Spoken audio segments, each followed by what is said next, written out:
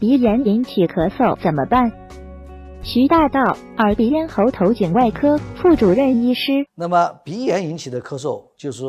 大部分我们的咳嗽，它都不是鼻炎引起的，那都是咽部的炎症、咽喉部的炎症引起的，或者是呼吸道的炎症引起的这个咳嗽。那么鼻炎引起的咳嗽，我们也非常常见，在我们耳鼻喉科非常常见，在其他专科可能见得少一些。那么鼻炎引起的咳嗽，通常我们比较做后鼻漏啊，我说的通俗一些，后鼻漏就是因为你鼻腔的炎症有渗出、有分泌物，通过鼻腔的后部，然后漏到我们的咽腔，刺激了我们的咽腔，出现了一个反射性的一个咳嗽。那么我们叫做后鼻漏引起的咳嗽，就是鼻炎通过后鼻漏刺激了咽腔引起的一个咳嗽。那么在这个问题的解决的问题的方法，还是要通过治疗鼻炎，把鼻炎治好了以后，它后鼻漏减少了，它不出现这个后鼻漏了，那么这种咳嗽它也就会减少了。重点的核心还是要治疗鼻炎。专家提示：一、鼻炎引起的咳嗽